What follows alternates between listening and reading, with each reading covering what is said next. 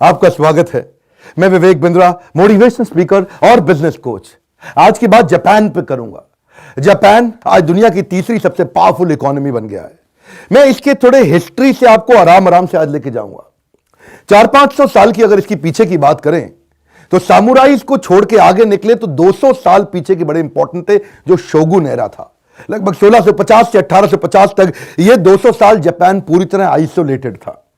यहां पे अलग अलग फ्यूडल लॉर्ड हुआ करते थे। फ्यूडल लॉर्ड क्या होते हैं? वो जागीरदार और जमींदार नहीं होते। ऐसा छोटा छोटा पूरा जापान डिवाइडेड था। तो जापान में कोई एक लीगल सिस्टम नहीं था, कोई एक फॉरेन पॉलिसी नहीं थी, कोई क्रॉस बॉर्डर ट्रेड करने के अरेंजमेंट्स नहीं थे, अंदर इनकी डेमोक्रेसी नहीं थी, कोई एक बड़ा प्रधानमंत्री नहीं था, एक कॉमन लीडर नहीं था, जिसके कारण जापान बटा हुआ था, आपस में अंदर और पूरी दुनिया से भी अलग थलग पड़ गया। शोगुन एरा को खत्म किया गया, आपस की जनता ने वहां उखाड़ के फेंका। तब उसके बाद आया इनका मेजी एरा। ये 40 बड़े पीसफुल साल रहे इनके। मेजी एरा में आते ही सबसे पहला काम इन्होंने क्या किया? वहां के फ्यूडल लॉर्ड्स को खत्म किया। जो इनके जागीरदार जमींदार थे, जिन्होंने पूरे देश को डिवाइड किया हुआ था टुकड़ों टुकड़ों के अंदर, उनको खत्म करके एक कॉमन एस्टैब्लिशमेंट लाके जापान में बिल्ड करी। क्या किया? पहले तो इलेक्टेड पार्लियामेंट लेकर के आए, डेमोक्रेसी खड़ी करी, एक ऐसी गवर्नमेंट तैयार करी जिसने कॉमन टैक्स सिस्टम बना लिए। क्योंकि पहले जागीरदार जमींदार पूरे जापान में अपने अपने हिसाब से टैक्स लेते थे, कोई अनाज ले लेता था, कोई चावल ले लेता था। इन्होंने उसको एक्चुअल कॉमन सिस्टम बिल्ड किया। उसके बाद इन्होंने सड़कें बिल्ड करनी शुरू करी, मैन्युफैक्चरिंग सेटअप्स लाने शुरू किए, एजुकेशन पे बहुत पैसा लगाया, एक कॉमन आर्मी तैयार करी। पहले सबकी अपनी अपनी आर्मी थी, मिलिट्री लीडर्स लीड किया करते थे, अब एक आर्मी कॉमन पूरे देश की हो गई।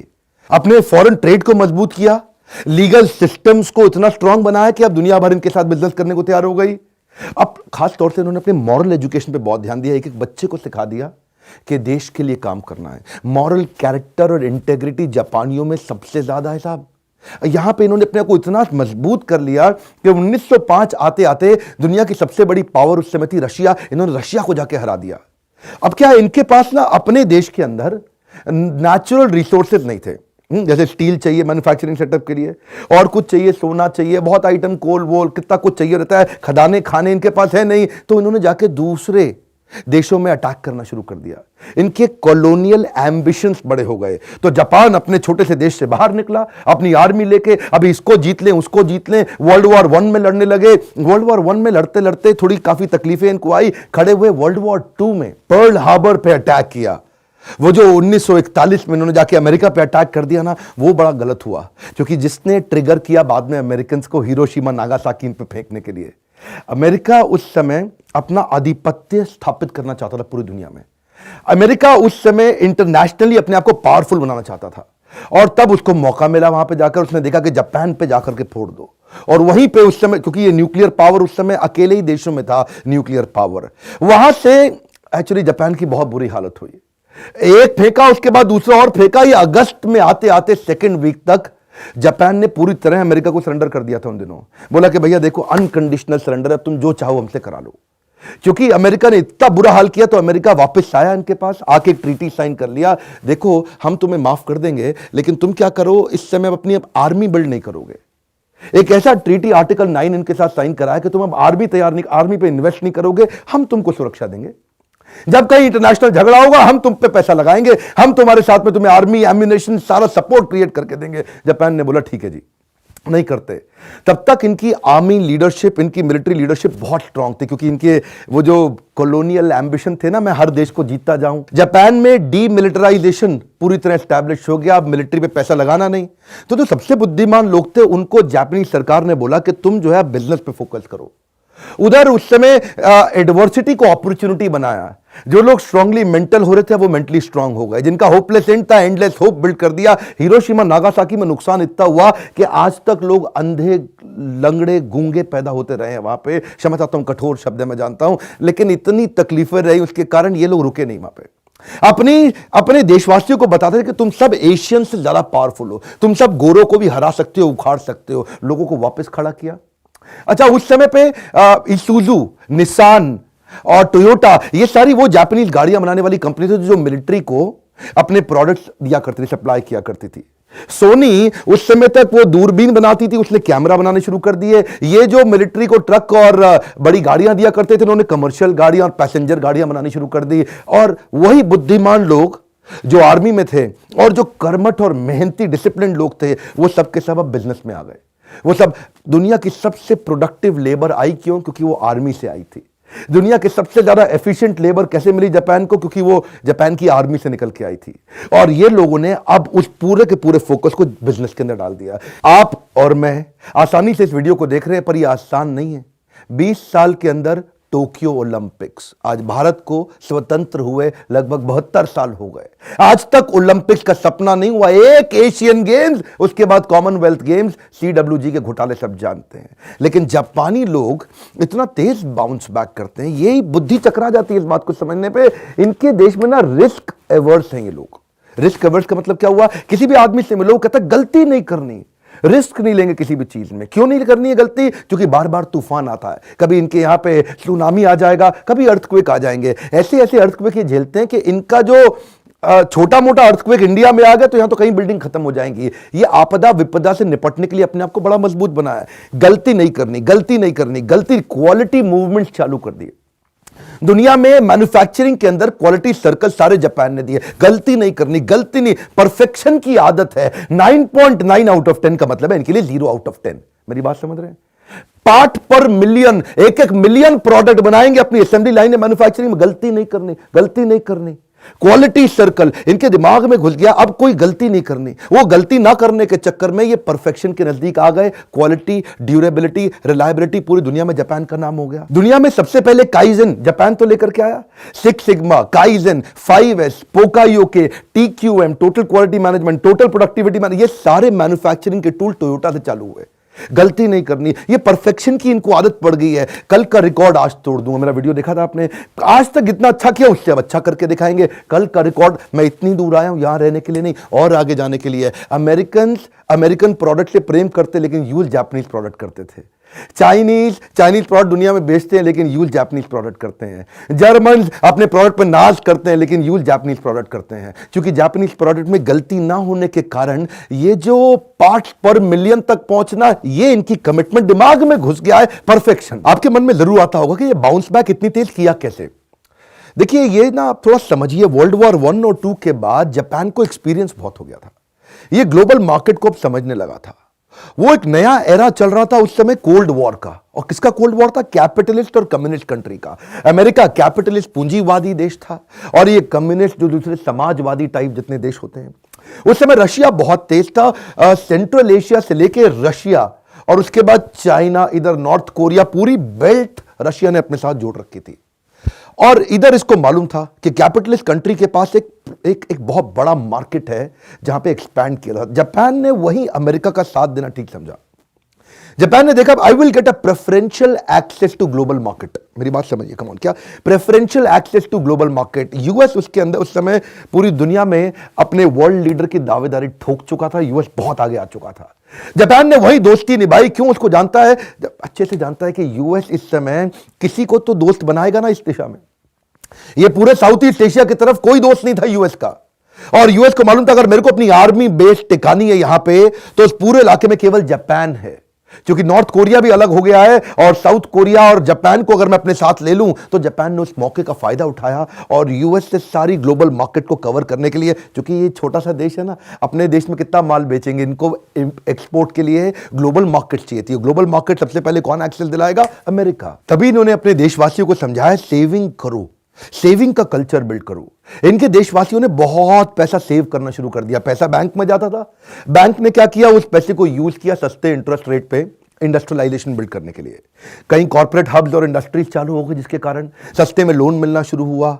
अब सारी इंडस्ट्री फैक्ट्रियां लगने लगी, कॉर्पोरेट हब्स बनने लगे, तो नौकरियां मिलने लगी। अब नौकरियां मिलने लगी तो नेचुरली पूरी की पूरी इकोनॉमी ग्रो करने लगी। तो ये बेसिक टिपिंग पॉइंट इंप्रूव करते थे। यही कारण था कि 64 में ये पहली नॉन व्हाइट कंट्री थी। केवल गोरे लोग तब तक ओलंपिक्स लीड किया करते थे। पहली नॉन व्हाइट कंट्री बहुत तेज कैसे आगे आई? 9 दिन पहले ही बुलेट ट्रेन बना दी। उस समय बता रहे हैं 1964 में अपने इंडिया में। आज बुलेट ट्रेन बनाओ तो लोग कहेंगे पैसे बेकार कर रहा है, ये गरीब को खाना खिला देता। यहां तो बुलेट ट्रेन कोई बना नहीं देता। उस समय 1964 में उन्होंने बुलेट ट्रेन बना दी थी। अपने कमर्शियल पैसेंजर जेट बना दिए थे, जिसमें खिलाड़ियों को प्राइवेट पैसेंजर जेट के अंदर उनकी आवाजाही कराते थे। इन लोगों ने ना शुरू से ही तेज आगे बढ़ने के लिए morality, character, ethics, values, integrity, इस पे बहुत काम कराया। इतने पंक्चुअल होते हैं ना जापानीज लोग, उनके लिए 1 सेकंड लेट होना जीने मरने जैसी बात हो जाती है। ऑन एन एवरेज एक ट्रेन जापान के अंदर, सुनिएगा आपसे बता रहा हूं, 6.5 सेकंड साल में लेट होती है मैक्सिमम। अगर कोई ट्रेन 10-12 सेकंड लेट हो जाए तो वो ट्रेन डिले का सर्टिफिकेट लाके आपको पकड़ा देगा। हाँ जी, हमारे कारण आप आज लेट हुए हैं। अगर आप ऑफिस जा रहे हैं और 10 सेकंड लेट पहुंचे तो अपने बॉस को बता दीजिएगा गलती आपकी नहीं थी, ये ट्रेन के ड्राइवर की थी, उसने ट्रेन 10 सेकंड लेट कर दी और यहाँ 10-10 घंटा के बाद भी भोंपू बजता रहता है। यात्रीगण, असुविधा के लिए खेद है। आपको हुई असुविधा के लिए हमें खेद है। मोरालिटीज और सोशली रिस्पॉन्सिबल बिहेवियर इनके खून में डाल दिया है, पूरे समाज के खून में डाल दिया है, स्कूल से पढ़ा पढ़ा के डाल दिया। डिसिप्लिन डिसिप्लिन डिसिप्लिन डिसिप्लिन, भयंकर डिसिप्लिन लोग हैं। 2011 में जो सुनामी आई थी ना, वहां पे अर्थक्वेक सुनामी, उस समय इतने बड़े डिजास्टर, इतने भयंकर डिजास्टर के अंदर भी वहां पे कोई लूटपाट की वारदात नहीं हुई। किसी ने कोशिश नहीं करी किसी का पैसा खाना कुछ लूट लें। वहां भी लोग पूरे डिसिप्लिन में रहते थे। उनके लिए कंट्री फर्स्ट, नेशन फर्स्ट, बड़े नेशनलिस्ट टाइप लोग हैं।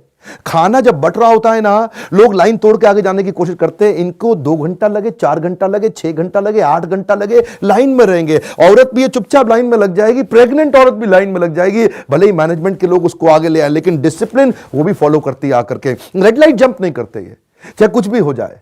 अगर रेड लाइट रात को 2 बजे भी है, वो एक फेमस किस्सा, इंडियन और जापानीज लोग दोनों गाड़ी में जा रहे थे, रात के 2 बज रहे, सुनसान है रेड लाइट पे, कोई भी नहीं है वहां आसपास। उसने, इंडियन ने बोला, अरे चलना, कोई फर्क नहीं पड़ता, कौन देख रहा है, अब तो कोई है ही नहीं, जरूरत ही नहीं है, तो चलना चाहिए। वो बोला, नहीं यार, दूर की बिल्डिंग से अगर कोई बच्चे ने भी मुझको देख लिया तो उसके मन में ये आ जाएगा रेड लाइट जंप करना गलत बात नहीं है। Why should I set a wrong example for him. ये लोग के लिए एक एक सेकंड बड़ा महत्वपूर्ण है।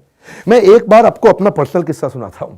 मैंने कहीं जापानीज कंपनीज के लिए काम किया है। मैं एक बार एक जापानी से मिलने के लिए जब गया, उसने 9 बजे का टाइम दिया, मैं 9:01 पे पहुंचा।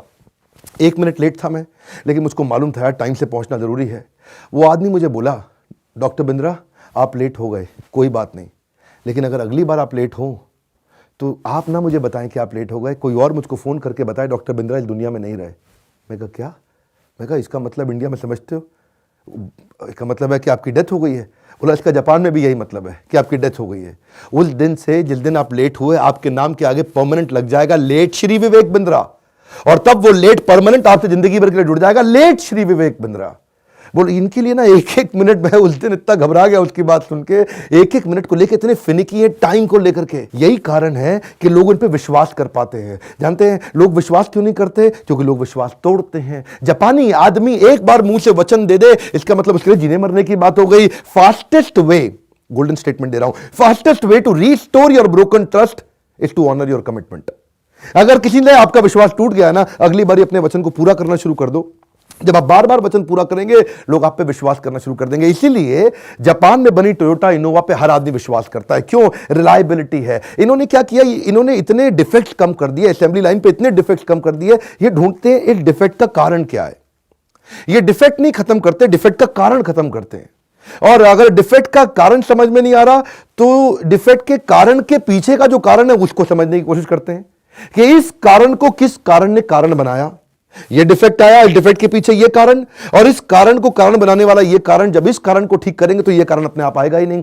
सर्व कारण कारणम, ये डिफेक्ट की तह तक पहुंच के उसे खत्म करते हैं। उसको बोलते हैं टीपीएम, उसको बोलते हैं टीक्यूएम, उसको बोलते हैं क्वालिटी सर्कल। मैं काफी देर से बता रहा हूं, इन्होंने ना इसीलिए पीडीसीए चालू किया, प्लान डू चेक एक्ट। क्या करते हैं, पहले प्लान करते हैं भाई कहां से डिफेक्ट आ रहा है, उसके बाद उसको छोटे छोटे do, plan do check act, PDCA, उसको इंप्लीमेंट करेंगे, फिर वापस चेक करेंगे, फिर उस पर एक्ट करेंगे। साइकिल बना दिया इन्होंने क्वालिटी इंप्रूव करने के। जब मैं पहले कॉर्पोरेट के साथ काम किया करता था, इतनी जापानीज कंपनी के साथ मैंने काम किया, मैंने देखा जापानी लोग जो है ना, उनके अंदर बड़ी डीप इंटेंस लिसनिंग एबिलिटी होती है। जब इनके यहाँ ग्रुप मीटिंग्स होती हैं, टीम मीटिंग्स होती हैं, रिव्यू मीटिंग्स होती हैं, इंडिया में तो जब मीटिंग होती है हर आदमी चिल्ला रहा है, हर आदमी इकट्ठे बात कर रहा है, 2 आदमी 3 आदमी एक साथ बोल रहे होते हैं। इंडिया में जब औरतों की किटी पार्टी होती है ना, वो भी आपने देखी होंगी। मैं एक रेस्टोरेंट में था एक दिन, उस किटी पार्टी में 15 औरतें बैठी थी, 15 की 15 बोल रही थी। मैं सोच रहा था सुन कौन रहा है, लेकिन जापानी आदमी को आप देखेंगे ना मीटिंग में, यहाँ पे जब एक आदमी बोल रहा है बाकी सब ध्यान से सुनते हैं, नोट्स बनाते हैं उनकी बात को। उनको पता है अगर टाइम वेस्ट हो रहा है फिर भी सुनेंगे, क्योंकि ये उनके कल्चर में है। ये डिग्निटी ऑफ वर्क ये भी उनको बचपन से सिखा दिया जाता है कल्चर के अंदर। बच्चों से स्कूल के अंदर बर्तन भी साफ कराए जाते हैं, उनसे बाथरूम, उनसे उनकी क्लासरूम भी साफ कराई जाती है, सब्जी उगाना सिखाया जाता है। जब वो खुद सब्जी उगा करके खाता है ना, तो वो खाना वेस्ट नहीं करता। और यही सब दिखाई पड़ता है इनके इंडस्ट्रियल रेवोल्यूशन के बाद से लेकर के आज तक। ओवरऑल इक्विपमेंट एफिशिएंसी, आप देखिएगा इनकी फैक्ट्री में हर इक्विपमेंट पूरी एफिशिएंसी पे काम करता है, जस्ट इन टाइम। इनका प्रोडक्ट कभी डिले नहीं होगा, इसलिए इनके यहां इन्वेंट्री ब्लॉक नहीं होती। ये नहीं कि फालतू बना के रख दिया, इन्वेंट्री ब्लॉक हो गई तो हाथ में कैश ही नहीं आ रहा क्योंकि जो सारा पैसा इन्वेंट्री में लग गया। बिल्कुल नहीं, ये शुरू से इन चीजों को लेकर के सजग है। ये आज एक और बोनस आपके लिए, एवरीथिंग अबाउट एंटरप्रेन्योरशिप के प्रोग्राम के बारे में आप जानकारी ले चुके हैं। 1500 रुपए महीने में ऐतिहासिक, अद्भुत, दुनिया का मोस्ट अफोर्डेबल प्रोग्राम। इससे कम पैसों के अंदर इससे पावरफुल प्रोग्राम दुनिया में कोई नहीं दे सकता। क्यों जानते हैं? मेरे साथ में मिलके आपको ट्रेनिंग कौन देंगे? फोर्ड मोटर्स के global chairman mister Alfred Ford, जो हेनरी फोर्ड के पोते हैं, वो हमारे साथ जुड़ चुके हैं इस प्रोग्राम में। वो आपको ट्रेन करेंगे। आरओ में हमारे देश में नंबर 1 केंट है, तो केंट आरओ के चेयरमैन मिस्टर महेश गुप्ता हमारे साथ जुड़ चुके हैं, वो आपकी ट्रेनिंग करेंगे। मोबाइल में नंबर 1 शाओमी है, तो शाओमी के इस समय सीईओ मनु जैन आपकी ट्रेनिंग करेंगे मेरे साथ मिलकर के। बजाज कैपिटल के चेयरमैन खुद संजीव बजाज मिलकर मेरे साथ आपकी ट्रेनिंग करेंगे। पैकर मूवर्स में अग्रवाल पैकर मूवर सबसे बड़े हैं, मिस्टर रमेश अग्रवाल मेरे साथ आपकी ट्रेनिंग करेंगे। डॉक्टर्स में डॉक्टर देवी शेट्टी, पद्मश्री पद्म भूषण हमारे साथ मिलकर आपको सिखाएंगे। डॉक्टर अरविंद लाल पैथ लैब से आपको हमारे साथ मिलकर सिखाएंगे। हमारे देश का नंबर 1 सर्कुलेटिंग न्यूज़पेपर है दैनिक भास्कर, उसके मैनेजिंग डायरेक्टर गिरीश अग्रवाल मेरे साथ मिलकर आपकी ट्रेनिंग करेंगे। एक बात बता रहा हूं आपको,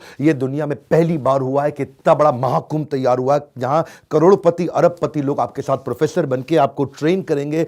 मेरे वीडियोस के अलावा ये सब लोग जुड़े हुए हैं मेरे साथ में। इसी नंबर पे फोन करके चेक करिए कि और कौन कौन से एंटरप्रेन्योर और कौन कौन से अरबपति मेरे साथ में प्रोफेसर है जो आपको सिखाएंगे। और हां, स्टूडेंट के लिए 750 रुपए महीना, एंटरप्रेन्योर के लिए 1500 रुपए महीना। एक बात तो पक्की है, देश को बदलने की मैंने ठान ली है। मेरे साथ जुड़े रहने के लिए, हर बार वीडियोस को लाइक करके चैनल को सब्सक्राइब करने और करवाने के लिए आप सबका प्रेम पूर्वक दिल से बहुत बहुत धन्यवाद।